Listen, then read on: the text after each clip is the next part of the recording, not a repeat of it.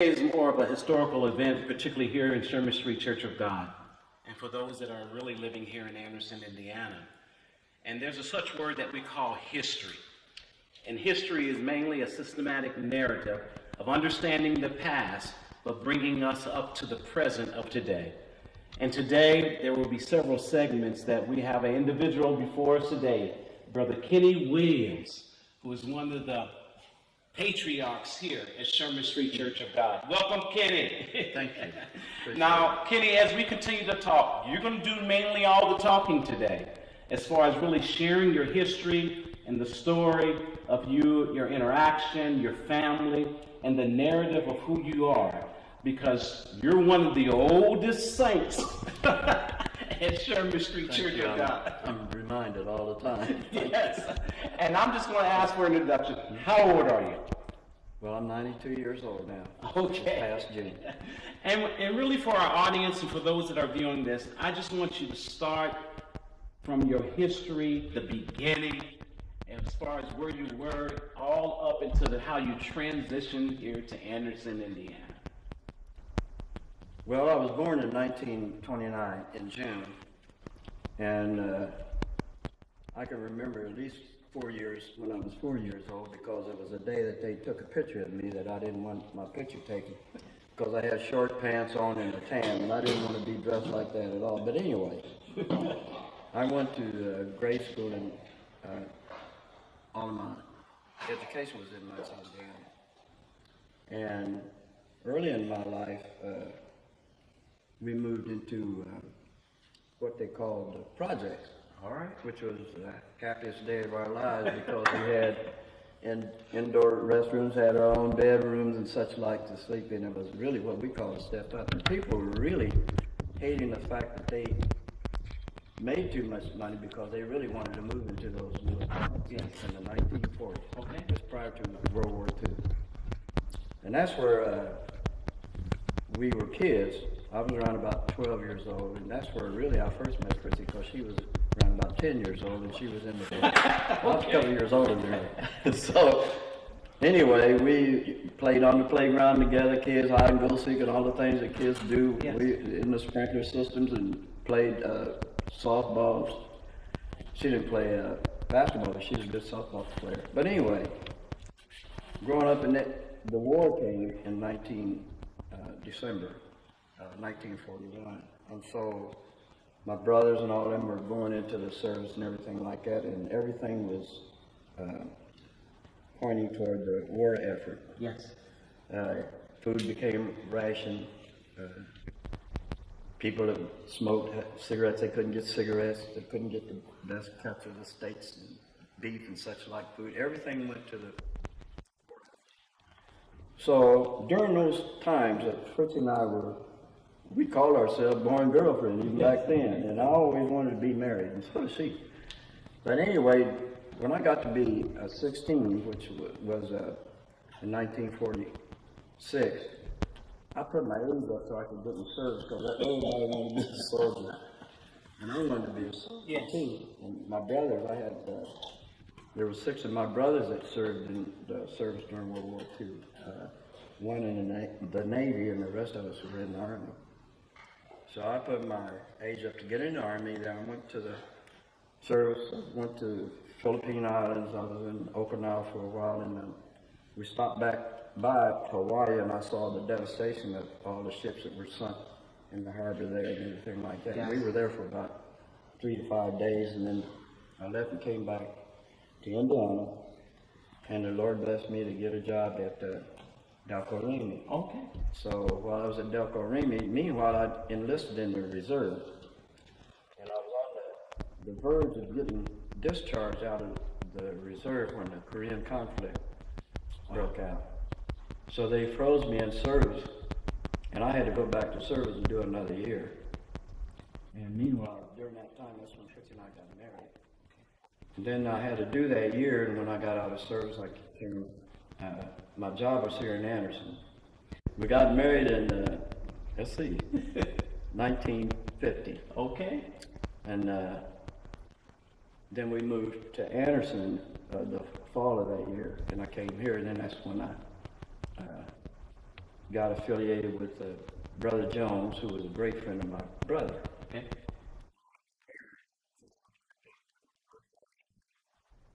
Taking sometimes on getting the rent and such like for us, and they treated us like we were family, and that was one of the things that intrigued me about them, even though I wasn't a saved individual. But the move to Anderson was the best move I ever made in my life because. But anyway, Fritzy started going to church at Sherman Street because she was here. She didn't know anybody except the Joneses and my brother's, my sister-in-law Lena. So she started going to service with them on Wednesday. They in turn started praying for me. She got saved, and I know that she was saved because she was totally changed person. I was testing her personality on her. You was testing your wife. Yeah, and she wasn't. But we knew a little bit about how you ought to act when you saved and you turn your life around. That's what I saw and heard. I had not intended to come to church the night that I got saved.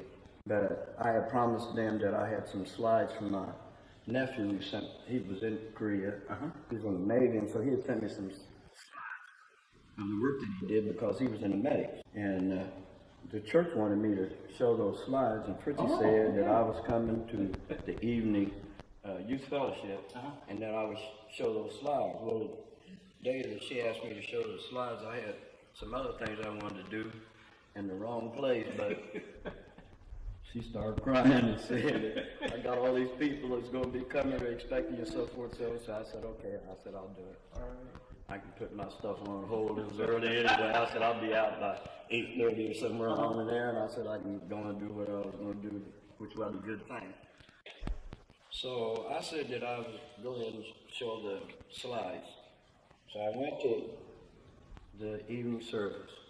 People were very, very kind, nice to me.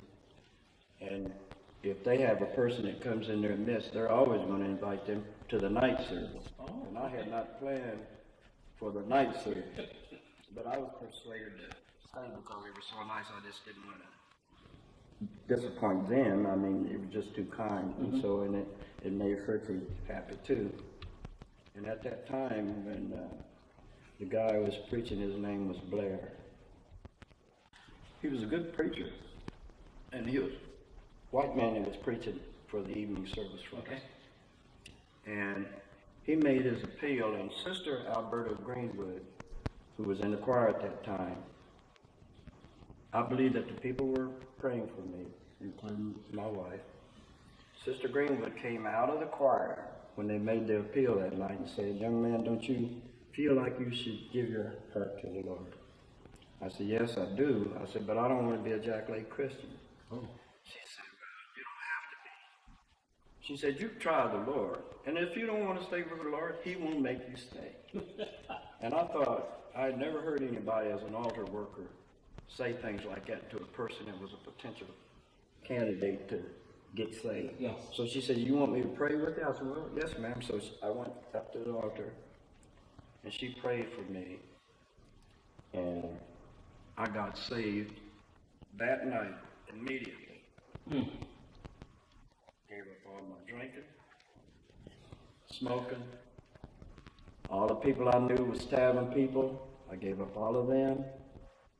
And I felt a weight that was lifted off of my shoulders that no one else could lift off. And that was the Lord Himself. And I was crying, and everybody was happy, including myself.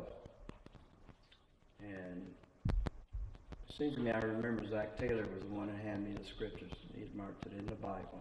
For God so loved the world that He gave His only begotten Son in order that we could be reconciled to Him anyway.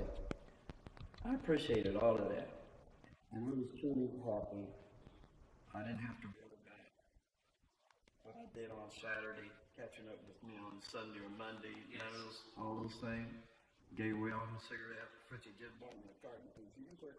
Trying to, appeal to me as my wife and doing the things that we've already been doing, but she didn't want me to buy the cigarettes or anything, but if I asked her to, she bought me a carton of cigarettes. I had to throw them away. I know he wasn't going to quit. Right. And when I went back to work, then the guys were telling me all the people that think that smoking and drinking and everything like that not bad. Then when you get to be a Christian, they walk up to you, don't let me catch you in the tavern no more. Say, hey, I don't see you with no more cigarettes. You know, because they knew that I was a smoke and everything. I said, well, I'm not going to do that anymore. I said, I gave that life up, and I said, I'm turning all the way around. Prior to me getting saved, though, the Lord was working on me even before then, because a buddy of mine and I said to ourselves one time down in the basement where we had our lockers that we were going to change our lives. Okay. I had no idea that I was going to change that quick, but I had made up my mind that he didn't stop. But I got saved and I stopped. But anyway, being in Anderson and I started going to church. They started giving me assignments right away. Okay. Can you say, I was wrong, you buddy? Well, you going to sing? No, they put me in the choir. All right. After I got in the choir, then I was in a class with Brother Foggs and different ones. He'd come to Anderson and he started teaching, and it was a young guy. And I saw all the young men that were coming to Anderson College, Bob Cup and all those guys. And they used Venture for Victory during the summer months. They would travel all around the world to different countries, play basketball, because even then basketball was attracted to foreigners. Yes, right. They would play basketball, and at halftime they would preach to the people there. And most all of those players went what they called on Venture for Victory back in the 50s. That's where I met Bob Culp and all of those guys. And ultimately basketball teams. But anyway, they asked me, did I play sports? And I told them the sports that I played, because I like sports. I got by in it. I was good enough they had to do something with it every now and then. So I had a lot of fun playing sports, and I love to tease people with it. So we started off with softball. We had the equipment. Brother Carter had all of that. And had an old paddle truck. He put all the boys in the back of the truck. Take us down on 10th Street. Off of 10th Street, there's a ball diamond, softball diamond in there. We went down there. We suffered through that summer. Suffered. Man, I don't really want to come back down there no more with them big mosquitoes and these guys not wanting to play. But anyway, the Lord blessed me even in that, because He had been preparing me all along. I didn't know, but I started paying attention to the newspapers and line scores of basketball games, what happened in the first half, what happened in the second and third, what happened when they pressed, and so forth and so on. So I had been doing a little research on that, never ever dreaming that I would be a coach of a team of any kind. We made it through the summer. So then we decided to go into the winter. So they said, well, what about basketball? I said, well, I'll try it. The church at the time didn't have any sports at all. And Brother Clark was a person who would appeal to the scriptures and say, well, let's try it and see whether it be the will of the Lord or not. Okay. That's the way he felt about it. He didn't know anything about sports. But I have been amazed in looking back at how many of the women in the church love sports. Because there's various ones, I won't call their names, but there's people that love wrestling, and you can see them at the... That was a taboo, though. And there was some other person that I never ever thought really cared that much, and actually wrote me a note later on when we had a banquet later on in this program. And she congratulated me on basketball, and I found out that she was an avid basketball fan. Okay. But anyway, they asked me if I'd coach the boys, and I said I would. So I got some boys that were in the church who knew the players in the community that could play. And they didn't have any organized anything for most of the young people on a consistent base in Anderson. And when you belong to the association, you had rules and regulations you had to comply with. And what were some of those rules? Well, you had one of them, you had to come to church. Okay. That was the main one. And you had to come often enough, because they had it geared to where you wouldn't be able to play if you weren't in attendance at church during the time period, during the course of that month. Yes. I'm not going to take all the time to explain all of it, but it was what they call an eligibility list. Okay. And your name had to be on that list and had to be submitted to them prior to the games that you played. Oh, okay. And so the boys started coming because a lot of them came to Sunday church school anyway. Okay. Because some of them were really our own kids. And we started getting guys together. And I would ask who could play, and then I asked them what they felt about playing. I said, now, I'm going to win. I like to win. I said, now, I'm going to tell you right straight up, I don't like to lose. I said, but if you guys just want to have fun and game, I said, we can play everybody. I said, but if we want to win, I said, we're going to have to play the guys that I pick, that I feel like they're good players to get us to where we can get you in the game. And I said, when we get to that place to get you in the game, then you can play. But in retrospect, going back to softball, the Lord had blessed me because I was telling these guys that they didn't want to stand in that box when this one guy, whose name was Corzine, who was a good athlete, he could pitch that softball. I mean, he could really throw it hard, but he wouldn't hit you with it. They were scared to stay in the box. So I told them, I said, well, I could hit him. I said, I haven't had a bat in my hand in probably over 10 years. I said, I could hit him. I said, because I'm not afraid to stand in the box.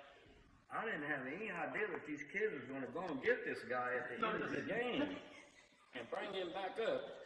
And they used to call me a Judge or Kenny, back then. They weren't disrespectful, but I mean, they just felt like kids that could come in. They said, come on. I said, well, wait a minute, just take it easy. What do you want me to do? You said you could hit him, so do what you can do. And I said, the Lord blessed me to be able to foul tip the first one off. And then the second ones he put down there to me. I hit it. I was staying in the box, and I started hitting those line drives over the second base. They were convinced that I could do what I said I could do, and that I knew what I was talking about. I didn't know anything about coaching at the time, but I did know a little bit about that softball at the time because I liked softball. I was a pitcher myself. Left-handed, that gives you a little in because people thought left-handed people could do a whole lot of different things, which is not really true, but anyway, that's how I was won over to them when the basketball season came in. And from that time on, we had really good basketball teams, and most every one of the players that played during the course of those several decades of us playing were on some kind of winning team with our basketball program in the church. On top of that, many of them got saved, and I can name you several of those boys, even off the top of my head right now, attend our church. One of them is Joanne Wilkerson's You got saved. James Okay. Yeah, it's been the field. Okay. Yeah, he was one of our better players. I used to have to take him out of the game because he was just too good a scorer. At the time we played in the league, they had what they called 8-minute running quarters. They only stopped for certain things that happened, but they didn't stop it like they do, So that's running, what they call 8-minute running quarters. And they weren't very fair, because we was one of the first black teams in the league. Okay. Yes. And at that time, I think Park Place Church of God probably had won most of the major trophies. But they had basketball in Park Place from back in the 30s. 30s, okay. So they had several trophies. We got all the trophies. As many trophies as Park Place Church of God did in the small time, because we were winning them sometimes 2 and 3 at a time in a year. Because we had our intermediate and our junior teams were winners. Yes. And they were undefeated winners. Okay. And our first teams went 47 wins with 1 loss. And that was the loss somebody told me that you can't win them all, and I asked them why. Because the team that beat us that year, they won the league, but we won the tournament. Our record was 14-1. I mean, our records ended up the same, actually, because we got to play the same amount of games. So that's how basketball more or less got started. And we have a lot of pictures of the players that played on those teams. And our photographer, who has been our photographer all these many years, is Harvey Riddle. Yes. And he really liked Sherman Street at the time. He was just a young fellow himself, but he was a photographer that took a lot of the pictures for the league, and he took our pictures, and he'd been with us up until, I think, when Brother Jerry White was on here. I think he was still taking pictures. Took a lot of pictures at weddings for Fritzy because she would recommend him because he was really that good. Very nice man. Celebrated here in Anderson. His name is somewhere in this county on being a great photographer. So you got saved, you married Fritzy, and then they put you to work immediately. And then you was on the basketball team and coached them to championship. And I don't know how I did it today. I was the coach. Wasn't long that they made me a teacher because I taught the classes for the basketball players because I had to see that they were there and that they were in attendance. And that's where I really discovered that a lot of our young people weren't as consistent in school as they should be because many of them couldn't read as well as they should have been able to read because I was teaching. And I told Fritzy when I come home one time, I said, one thing these guys are not doing is they're not doing very well in school. I said, these guys can't read. Many of those kids that couldn't read, because of what we did on a consistent basis, they saw the value of being on time.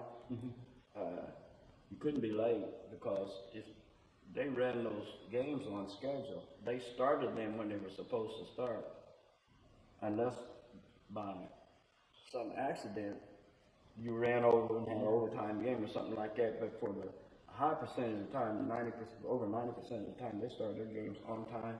You only got about an hour or so to play the game because they were on schedule 4 games. I think they played during the course of the night, and they started at 6 o'clock. I mean, when to be honest, their kids had to go to school, and the games had to be over by a certain time.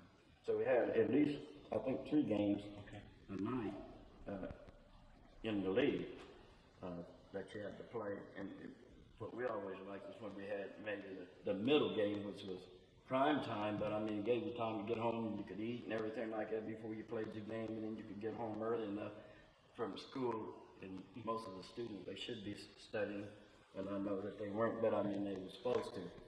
But later on, I found out that many of those guys excelled in high school, though, because of the program, because many of them stayed with the program from the time that they were juniors all the way till they were seniors. When you got to be a senior, you could play at any age after 18 to as old as you want to be. So that's how I was able to get in and play. And I was on one of those teams. Coach so I felt pretty good. Yeah, I got to play. Okay. And, well, I had to. They couldn't do nothing with me. I was the coach. And they said, Kenny, you going to start? I said, yeah, I start every game. I said, because I'm getting old. I said, I get stiff. I can't come in the game. I've been out for a while, so I said, I'm going to start every game. I'm going to play maybe about a quarter and a half. Yes. Then I'm sitting down and doing coach. I coach from the court and the sidelines. And they would laugh, but they were so good that they could always incorporate me as another person, and I was able to participate. But I often joke that a lot of people used to tease me about was I that good. I said, well, no, not really. I said, but every now and then they had to come to time and ask the question, who's going to get it? Well, It's amazing to see how you got saved and how you got in church. Now, where was Fritzy in all of this? Was she involved with the church or anything at that particular time? At that time, Fritzy was, because I think she ultimately started ushering, and she did sing in the choir. This at one point in time, she got to be our church secretary. She got to be first wedding coordinator. She was a person who mentored old people. They thought I was on, Fritz and I was on food stamps because she'd go for all of the elderly, like Sister Green, who was our poetess. She did a lot of poetry.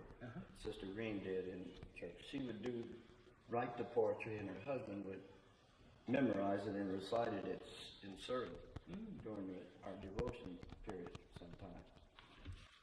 They got too old, and Fritzy would go and stand in the line, and there was a great big plate glass window that people could walk downtown Anderson, look by and see people standing in line for food stamps and such like. And they see Fritzy stand, and there's a man, Kenny, he works at Dungaree. What they doing getting food stamps? Well, she was getting them for people in the community.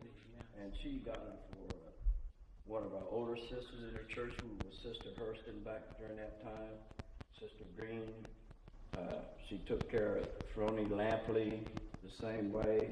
A lady named Nina, she ran all those areas for her. And once she learned to drive, she used to take those people where they needed to go. Yeah, she was an active person, really.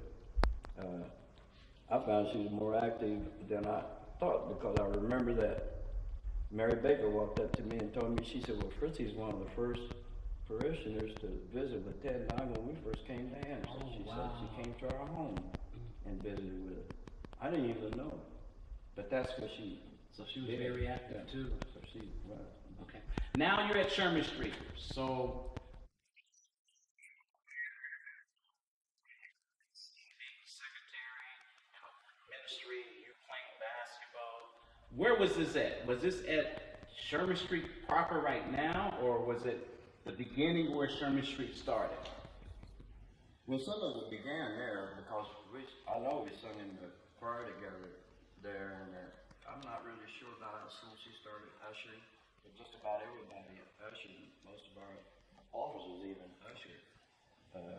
Brother Newsom, both of the Newsoms, Raymond and Foster, were ushers. I can remember names. Bob Allen, who was the husband of Sister Allen. Joyce was stepfather. Usher. Mary was good. Whatever needed to be done back then, and I really liked the way things were back then, because you didn't wear uniforms. You just wore, you had a name tag or something that indicated with your name that you were an usher, maybe just usher, but you didn't have to wear a certain kind of suit and all this sort of thing. Very informative. And it prevailed even out to camp meetings and such like. They had ushers, but I mean, they just indicated that they had usher tag rather than a suit that lets you know that they're all in uniform and so forth and so on. And camp meeting was very big back then, and that's when they built the dome during the 50s, called it one of the wonders of the world, because they lifted that whole dome with hydraulic jacks.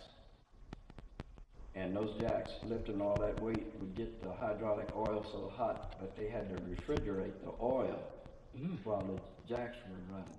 And they raised it a little bit each day until they got it at the height that they wanted. It was formed on sand. The dome was. Could seat probably 7,000 people. And back then, Anderson economically benefited from the people. They would come in because graduation was centered around camp meeting.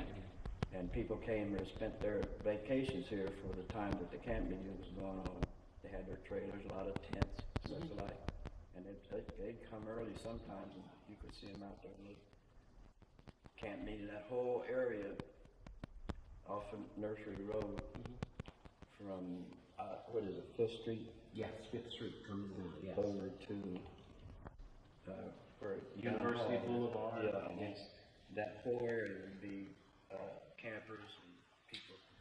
And the old building that they used to hold the convention in, I was in that building. Sawdust on the floor. You remember that on the floor? Yeah, and that was the first year I say I went to camp meeting and was out there. People were integrated. They, at least in part, acted like everybody loved everybody. It was very interesting. And I like that. And it was said of that campus out there that there was people who actually, when they walked on that ground out there, that they were healed. Some of them that had some maladies when they came. Most people came to the convention when they had the meetings and things, they would have healing services. I didn't see that happen.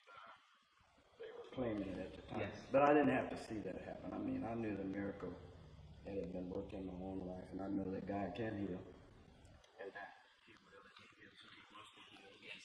Some He lets not be healed, as He did refill with Paul because of the things that they had seen him do, and he wanted to hold them in check because of that. There was a lot of interesting people that I met during the course of that time, and most all of them great patriarchs of the church.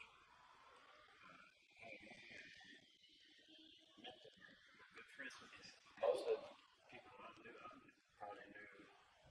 If you wanted to name them, maybe later on, I might have a list of some of the people that I was intimately close with. And I can remember that when Ron Fowler came back to Anderson, I believe it was during the 60s or early 70s, he received a doctorate. And Coretta Scott King, I got to meet her out there because Ron was being honored, and he called Fritzy and asked Fritzy to be the person who would assist him for his doctorate that he received, I believe, from Anderson College during that time. And he asked Fritzy and I to come to do his table and be his helper, and that's where Coretta was, I think, was being honored at the same time. And so I got to meet her when she came. Fritzy, because Fritzy and I was there helping with her Ron. Of course, Ron got to be one of your greater patriarchs in the movement because I asked him, he was at the dinner that they had in Washington, D.C. every year, and he shook the hand of the person that was either president or in attendance there, and I said, well, let me shake your hand because you shook the hand. And he laughed about it and everything. But he was invited to that breakfast that they have every year. So that's prayer breakfast. Yeah, it's a wonderful thing to have known those people. He was really a great, Ron Fowler was really a great athlete. I didn't know it, but he went to Kent State University. He was All-American, as I understand it. There seems to be, like Joyce told me, and closet full of trophies when he came here. I didn't even know it. Good basketball player too. He played on our basketball team when he was doing his training for his, I guess, his master's for the ministry. He was at his seminary. Yes.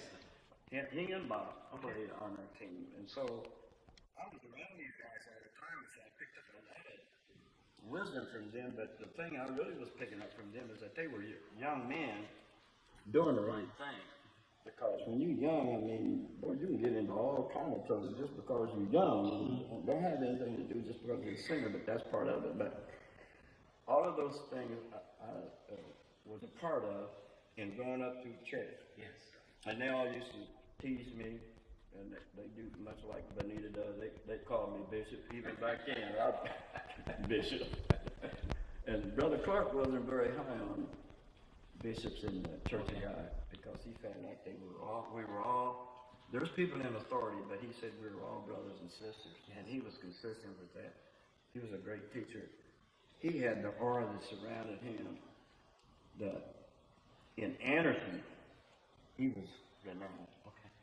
From that we had been taught as young people out of our own family, we didn't care about lying on people. We didn't like stealing. We didn't like cheating when we were playing games and such like because we could get in trouble. Not much on drinking. Did drink though, smoked, and did the vices that a lot of young people do, and I didn't think it was that bad. I mean, because I was known as a good person in Muncie. Well, when you're not getting into trouble and you generally think of yourself as being a good person because of your principle, living like most other kids did, we could tell the difference between people we considered being bad people as laid over against people who we felt like were law-abiding citizens and that sort of thing. So morally, we thought we were okay, just good kids, which is, to me, I think the status quo for just about everybody when they're growing up. They think they're okay. And looking back, I think my pivotal moment was when I made the decision to move to a city I never thought I'd live in, which was Anderson. Because looking back now, when you're in your own hometown, there's too many things you know to get into trouble, too many people you know that can get you into trouble, and you're prone to lean to those when you have problems. And so moving over here, I had a whole new group of people to learn because I didn't know very many people here in Anderson and barely knew the ones that I met because they were all new people. And most of them were a little older people. And my crowd I met from the factory and the tavern. Didn't go to pool rooms too many times because I didn't like the after-hour stuff and how you can get arrested if they have a raid. I didn't want to see my name in the paper from being in that kind of trouble. And so I didn't hang around pool rooms too much. But I did go to places on the weekend that were like bootlegging joints. In the beginning, I was the one that wanted to go to church. And Fritzy didn't want to at the time. We were just young people, so we really couldn't make up our mind on that. We had gone to church, but like most kids do when they're young people, they don't really care about going to church all the time. I wanted to go to church because I guess by the saints that I met, they were praying for me long before I got saved. But Fritzy, being around the Joneses, the place where we lived, they invited her to church on Wednesdays, and she got saved. And when I saw her life and the change in her life, I was surprised, and yet I was glad, and I really believed that she had turned her life around because of the things that she did. Because she smoked, drank a little beer and stuff like that, but she gave all of that up almost immediately, and her attitude was totally different in our marriage than it had been prior to that. Well, it influenced me because I really believed what the church was all about, because I'd heard about the Church of God before and their principles and how they lived, and they said when you turn your life around, you can see the difference, and I did, out of her. Even in our life of how we wanted to really live and how we wanted to spend the little money that we had, and she wasn't really even nagging me even about going to places that I normally would go. Her attitude was totally different because there was a time when she disagreed with that, even to me going to the tavern. But I was living right on the street where the tavern, I could hear people from the tavern with my windows up. So I could see that there was a difference. That she had influence because I believed in it. When I got saved, the early days, that church was a very busy church. It was in a building program. There was little or no money to be made. You could work a lot of hours, but you just really couldn't make a lot of money. But the people impressed me because of their steadfastness and because of their fidelity in living their lives. They were guys that didn't run around. They had young people in the church, but they mainly came from the college. And those young people were people who were dedicated to the Lord. And I knew the wiles of being young, and I saw their lives, and it affected me. But the church was so friendly. They would invite you to different things. They strove with you when you might have been a little out of line. They were loving, and those things impressed me. They had they wanted to do the work. I mean, I liked the way that they did business. They said they're going to meet with you. They would meet with you. They'd be on time. They started their services on time, and of course they were long, and we had a lot of them. But my point was that I just saw a different group of people who really looked like that they knew what they were doing, and that impressed me a lot because most of the times we don't do those kind of things. Somebody tell you, meet you at 2 o'clock, they come at 2:30 and think they're on time, and those kind of things happen. But with these people that I met then, that wasn't true. Well, I believe Brother Douglas, James Douglas, Brother Owens, Julian Owens, Brother Oscar Taylor, my own brother, Brother Jones, and they were all good friends, and they all worked together, and I could see that those guys were people who really cared about each other.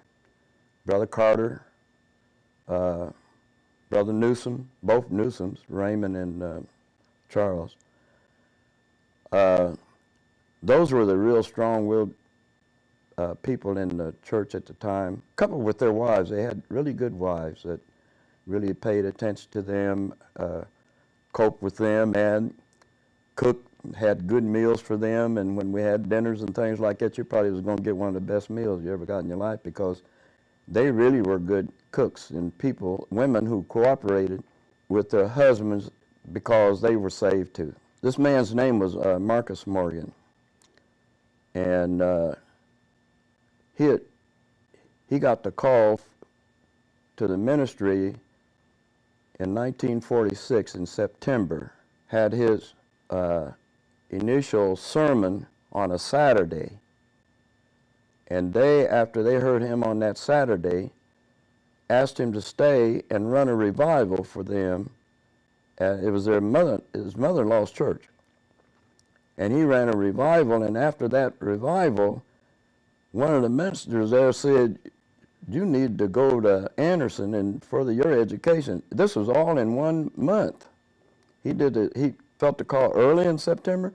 He was ready to come to Anderson. Well, Dave Jenkins knew him, and Dave Jenkins told him that there was an apartment here in Anderson that he could rent if he wanted to come to Anderson. Well, he said he consulted with his wife and said that he thought he really wanted to come to Anderson and that he would take that apartment. Brother John Halbert had an apartment that he was willing to rent to him. David Jenkins took his car and rented a U-Haul and went to Pennsylvania and got him and picked up his whole family with the U-Haul and moved them to Anderson. And they were good friends all the time that they were here, and brother and sister Halbert were great friends with them, and they raised their family, and they stayed here for 7 years. He worshiped at Sherman Street Church of God, was a leader in the church.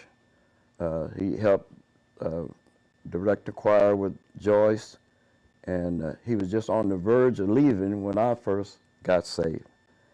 And he was a good friend with my brother, and he loves sports too. He liked the Chicago Cubs, and he and my brother because of baseball, they were fast friends. And one of the things he used to greet us with when he come down here to Anderson, he said, what I want to know from the brethren is, are you still contending for the truth and right? And I always thought that was such a nice greeting when he'd come to town. And I got to be really great friends with him. Brilliant man. Went all over this universe, more or less, and was a great person, but just stayed the same all the time. You wouldn't know that he had been with all the great people in this world that he had been with. That's the kind of person he was. Really loved him. In learning about pastors, because from Brother Clark, he used to say some things about pastors that had particular gifts. And some were very good when it came to, say, giving your money to the church. Some were good at administrative qualities. Some were good because they were dynamic speakers. And some were good because they had compassion for the people. And so I learned from each one of these people. And I also learned that, as quiet as is kept, many times we don't think of them as being human beings. They have their own lives to live, their own families, and their own time that they really need to themselves, because they can get burned out. And that was my experience with all of our pastors. Brother Clark, while he was not a dynamic speaker, there's people who say that there is a difference in a person who has seemingly been with the Lord, because he had that aura that surrounded him. His sermons were simple sermons and ones that you could understand. One example that he gave one time in one of his sermons that helped me immensely was that he said, you can't keep the birds from flying over your head, but you can keep them from making a nest in your hair. And I thought so many times that these kind of things that go in and out of your mind when you're a young person, young saved, and you're trying to live the life, you wonder about some of these things because they enter in your life, and except for the Lord, you sometimes will get sidetracked because of these things. I think Brother Marcus Morgan, who was not the Marcus that we knew that was so brilliant, this man was brilliant because he was a very kind person. Came to Anderson one time and spoke for us, wouldn't take an offering. We could send money to the ministry that he was in, because he was a missionary, he wouldn't take any money for himself. Very kind person who ultimately became ill in our ministry, and we had to figure out a way that we could keep him and pay him and his wife to bring them to retirement where they would have a living. And that was one of the earlier problems we had in the church, because some of these things that happened to us were all first. A person dying in the ministry, which was Brother Clark, and then others who came that we had to work with, and we were dealing with an illness that most people didn't know very much about at the time, which was Alzheimer's. And because he could appear normal at times, and yet he was very erratic. Fritzie was the secretary at the time, and she noticed some of these things, and she made the Board of Trustees aware of some of the things that he was doing. And it was all strange to us, and when we found out that he was truly ill, now we had to figure out how it was that we could care for him and Sister Morgan and keep him involved in the church. And so they gave him another responsibility. We had called another minister, and that minister, in a sense, had to share his salary that he might have gotten because we were trying to lead this other person to retirement. And it all worked out. And that was when Brother Mosley came. And Brother Mosley, he was one of those dynamic speakers. He was a dresser for the congregation and interested in sports and the interior of the church. Maybe we could even think about air conditioning and maybe correcting the lighting, because it didn't seem like our lighting was as well as it should be. And those are the things he was responsible for. Most all of them made their contribution to the church. And besides that, sometimes we learned in our own experience that all the time the pastor is not necessarily your pastor. He's a pastor that's going to be a pastor somewhere else. But your church is a church that can help to nurture him to be that kind of pastor, because you're that mature. And these are lessons that you don't know, you learn on the fly, more or less. And so those are some of the lessons that our church had to learn. Well, Brother Fox, when he first came, he was just really out of high school, but he was a learner. And Brother Clark had great influence on his life because he went to Kansas City, and that's where he heard that Ed was interested in the ministry and coming to Anderson, and he went to see him and really gave him some good information about how to come to Anderson and so forth and so on and get in college and all this. And Brother Fox, when he graduated high school, he came here. And Brother Clark was very open about letting his young ministers preach, even on Sundays, in order for them to learn how to speak publicly. And he was instrumental in helping to guide their lives while they were here. Sister Clark was a very good person, easy to live with and be around, and she would cook for the students from Anderson College, and Ed was a recipient of all of that, and so he was learning. Brother Clark let him learn, put him in position to learn, and because he couldn't have gotten some of this training if he hadn't been exposed to doing it. He taught a class, and all of us at one point in time, we had ups and downs in teaching, because sometimes teachers think they got it all, and yet we all understood, well, maybe you don't, and you can be mistaken, and that's how we were able to deal with each other. He was around my house all the time. They used to come to Brother Jones's house, and the kids would come in, and Fritzie would fix up a big pot of chili, and we would listen to the radio. Of course, I think during that time, we used to listen to gangbusters and stuff, and so the guys would be in the bedroom with the radio, and the girls would be in the other living room. They'd all be in there talking and socializing and having food, and that's how we became very fast friends. He was learning. I was new and was learning. I was there just a little bit before he came to Sherman Street.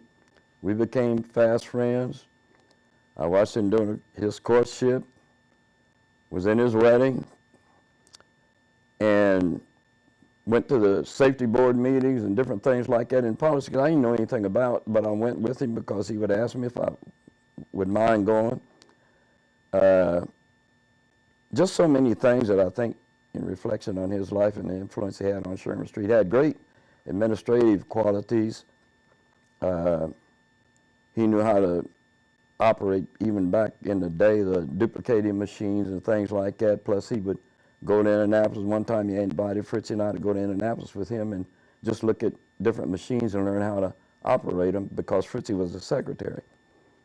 And he taught her how to put the stencils on, how to ink them, and so forth and so on, and which was kind of you had to have a little professional touch to them stencils, because it's easy to mess one up, and they cost a little bit of money back in the day.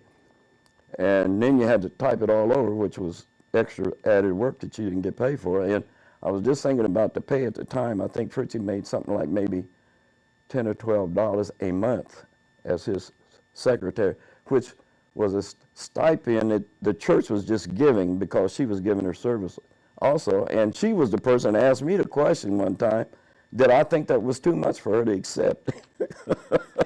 That's where we were with the Lord, all of us, including him. He's the guy that had to even pioneer on teaching the congregation how they ought to treat their pastor in benefits and such like, and even putting in the budget about providing for a pastor's home while he lives in the parsonage, because they discovered that once these pastors got out of the pastorate or they left, they had no place to stay. And so those are the kind of things that we were going through while we were all in a building campaign. That was the status of the church almost from its inception all the way up to the early 50s, going into the 60s. Building campaign was very challenging to most of us. Women were really good leaders too, because I can remember that Sister Mary Jones was the one that made the thermometer to see the money as it came in, how it was going up on the thermometer. The women did different things to sell cakes or whatever and everything. They put it in the building fund. Brother Clark was a person that you couldn't give any money to, because I remember one time the church felt like that he needed another wardrobe, and they gave him the money, and when they gave him the money, he signed a check and put it in the building fund campaign. So they said, we'll just have to go and buy his stuff and give it to him, because he's intent on building this building. So we were challenged in various ways. One time we were challenged to give or pledge at least 1 week's salary, and we were all that did that able to do that by sacrificial giving. And today I don't know how I was able to give a week's salary, because I was having a struggle with all of my money back then, because I didn't have any money. And I don't know today, it had to be the Lord, because we participated in that. And back then, I mean, we raised 22 or over $2,200, which was a lot of money back then for a congregation as small as ours, with all the things that we were involved in. And the women were instrumental in giving. I can remember Sister Julia, she gave around about $500, and that was a lot of money for her.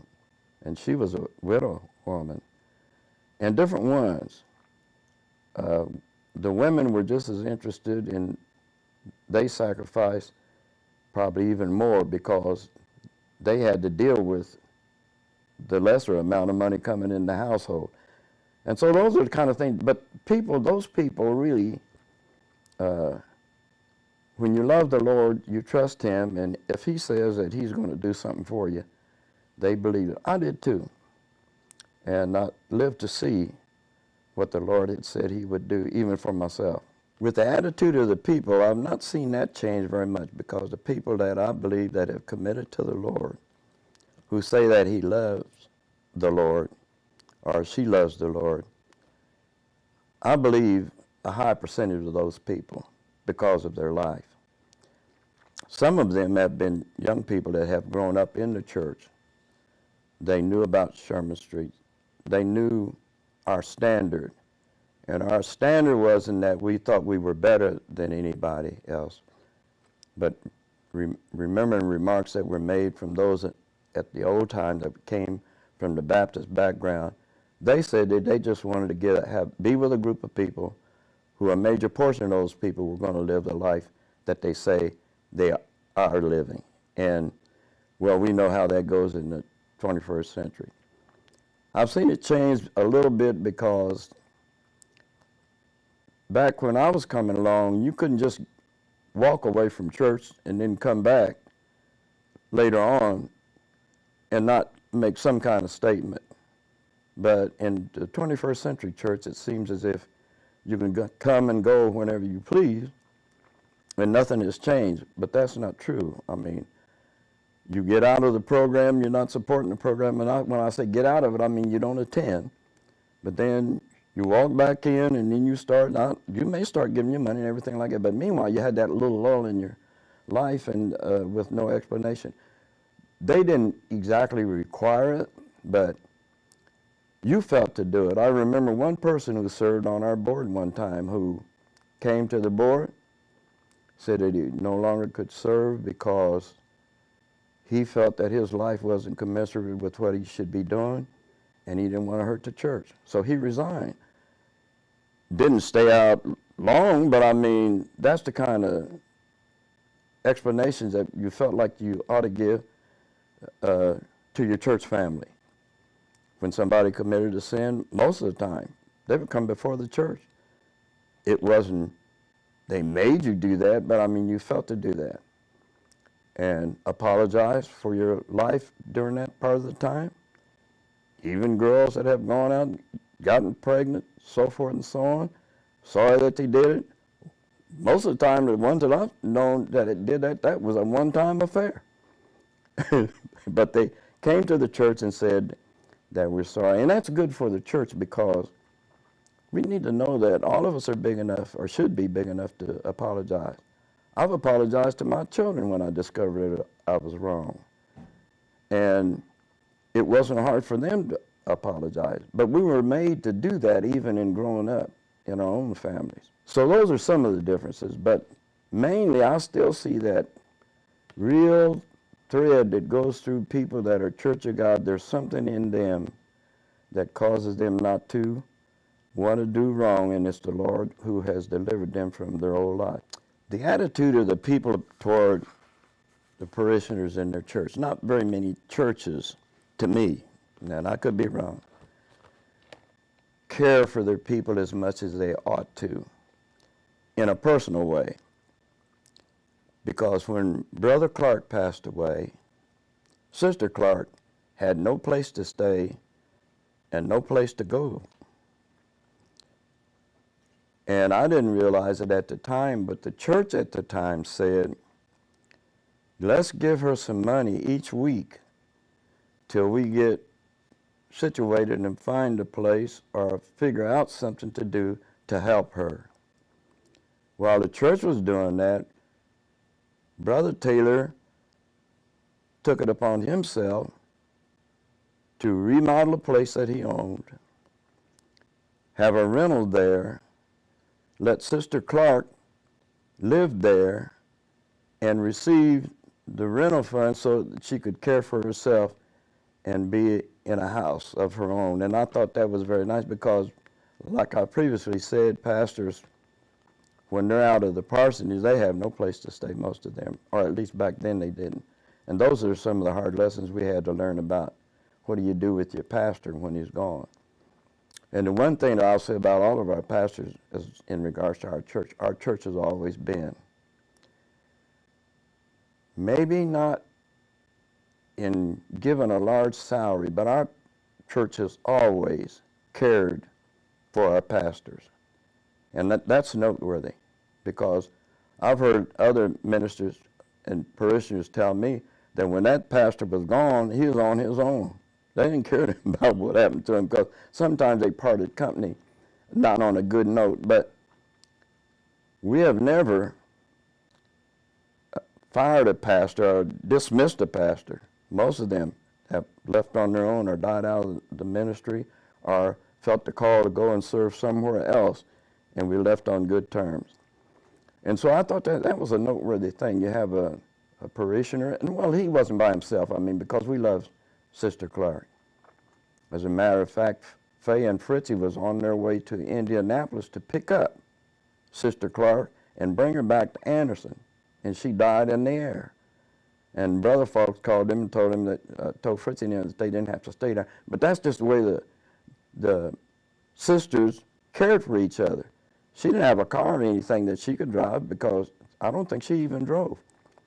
But my point was that I saw that they cared for their ministers in good times and bad, and a lot of it was first-time things that was happening to us, but because we love the Lord and know that we ought to take care of people and care for people, that's what I'd say is a noteworthy thing in our church, and they need to admire that as a church and embrace it, because I don't know if every church can say that, because I know of churches that didn't treat their pastors right even while they were doing their jobs. So that's one of the things that I thought was a uniqueness that most churches don't have but should have. I'll put it that way. I don't know really, except that I was who I was, that I was a good person, and that I tried to do what the Lord wanted me to do in season or out. And if I can be remembered that way, because some have said that I've been very inspirational to them, and that is a burden, because if you're not or have not been doing the right thing yourself, then you might be misleading, and that would cause two people to be amiss rather than one. So just that I was just a good person, a good man, the Lord blessed me to see the 90s, and it's a wonderful thing. But I don't need anything else. All the rest of that stuff is not of value, because most people say that when you're dead. They talk about you very nicely when you're dead, but the best time for somebody to be saying something about you, if it's good, it ought to be while you're alive, where you can see your influence, whatever it might be, which is you want it to be good. It's expressed in you, and the person is telling you that is telling you while you're alive. That's a wonderful thing of itself. Your picture, please.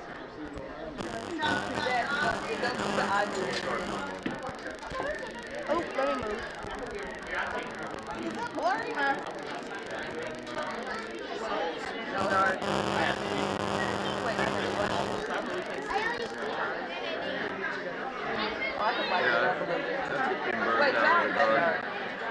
That'll get the birds out of the garden. Put it on that thing where the seeds are. Thank you, Art. Parliamentarian.